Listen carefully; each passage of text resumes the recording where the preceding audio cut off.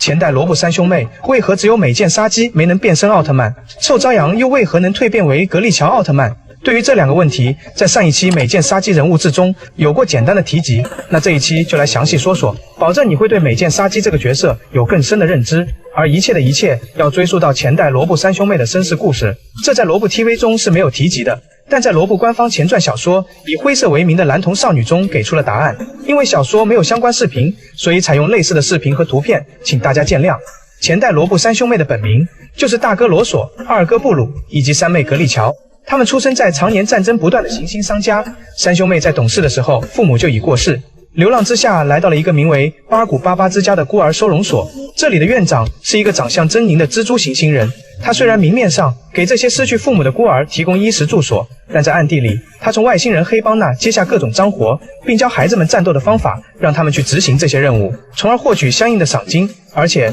巴古巴巴从小就给孩子们灌输生存即正义的理念，虽然执行着看似不光彩的任务，但既能养活自己，又能给其余孩子们赚取生活费。这在孩子们心中，执行任务已经成为了一件正义工作。而罗布三兄妹则是这些孩子们中最优秀的任务执行者，他们不仅身体素质突出，而且还会运用各种计谋策略配合作战，几乎成为了巴古巴巴的摇钱树。但是相比较哥哥们的单纯接受巴古巴巴的生存及正义逻辑，格丽乔则对这套逻辑产生了质疑。在一次劫掠行动中，当布鲁为了救他而击杀走私商人时，格丽乔的反应不是庆幸，而是质问哥哥为什么杀了他。他打心底里抗拒着为了自己活命而夺走他人的性命。他不是不能杀人，而是无法认同夺取他人性命是为了生存这个理念。这也成为了格丽乔内心矛盾挣扎的开端。随着三兄妹的不断成长，各种战斗技巧越来越丰富，他们所接到的任务也越来越危险和残酷，暗杀外星人黑帮，夺取秘密情报，追捕被悬赏的宇宙人，驱除宇宙怪兽，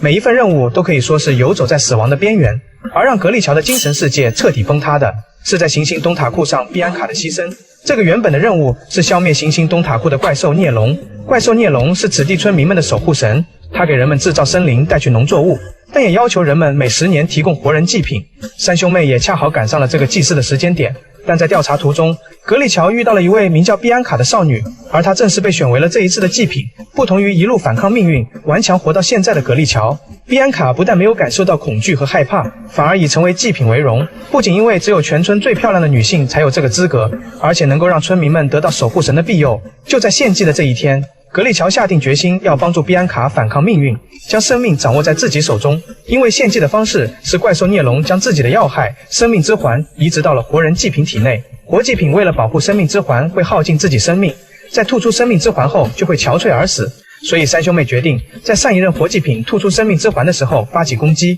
但万万没想到的是，就在三兄妹抓住机会攻击这个发光的生命之环时，碧安卡阻止了三兄妹的攻击。格丽乔询问着碧安卡为什么愿意牺牲自己，接受这个残酷的命运，只要斩断这个生命之环就能摆脱命运的枷锁。但碧安卡说出了自己的回答：你也许能斩断命运，但同时也会失去栖息之所，一直持续漂泊，这就是新的命运。这句话也精准地概括了格丽乔之后的人生轨迹。她确实一直在漂泊，永远无法真正的栖息。但此时的格丽乔并没想那么多，她只想救下碧安卡。但碧安卡却主动跃向了怪兽孽龙，生命之环也顺势送进了碧安卡体内。完成了献祭之后，怪兽孽龙恢复了不死之身，并且将战斗中的罗索和布鲁逼入了绝境。此时的碧安卡望着陷入两难的格丽乔，似乎在告诉格丽乔，想要消灭怪兽孽龙，就必须先结束他的生命。而就在怪兽孽龙向罗索布鲁发出致命一击时，格丽乔一发红外线直接穿透了碧安卡体内闪闪发光的光球，生命之环被斩断了，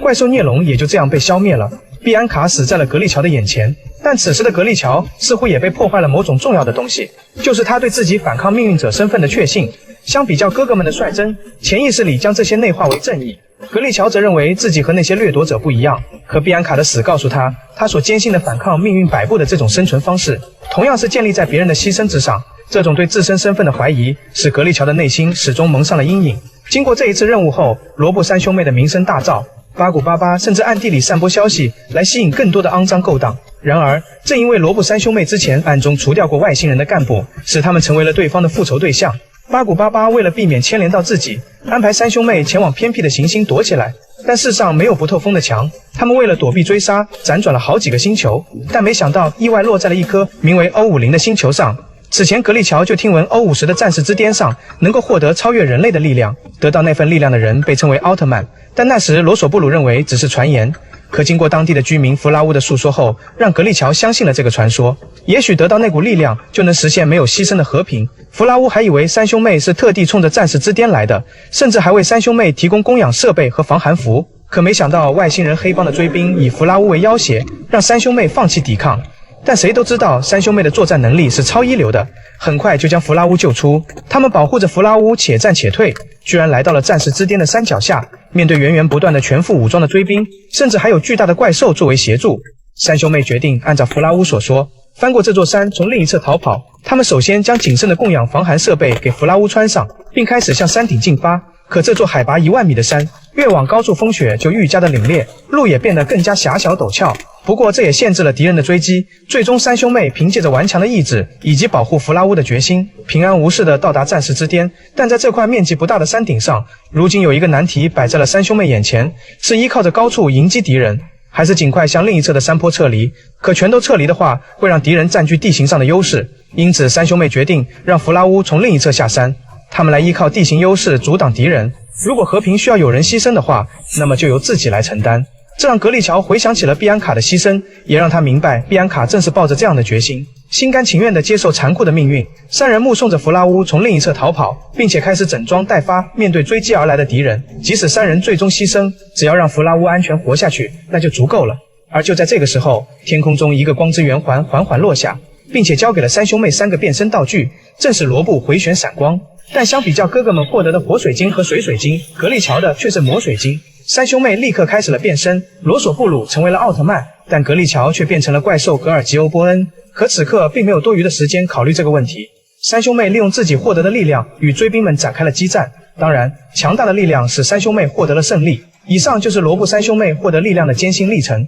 对于格力乔为何成为怪兽而不是奥特曼，其实是光之圆环如实映照了每个人的本质。相比较罗索布鲁的内心纯粹，相信正义，勇往直前，格力乔的内心深处是矛盾、黑暗与挣扎的。他更早看清了生存的真相，这使他更接近恶的本质，也更容易被魔的属性所吸引。他不是没能成为奥特曼，而是他根本不适合成为奥特曼。虽然这让格力乔迷茫过，但在后来他做到了只有怪兽能做到的善事，这也让他明白成为怪兽有更深的意义。而在罗布剧场版中，臭朝阳能够成为奥特曼，正是格力乔的另一面展现。臭朝阳本身就是快乐的化身，内心纯粹毫无杂念，但必须要有格力乔这个引路人，就像臭家兄弟被罗布回旋闪光选中一样，才能化身成为奥特曼。前代罗布三兄妹的故事还有很多，按照官方的年龄设定，他们在决战鲁格赛特前已经活了几千岁了。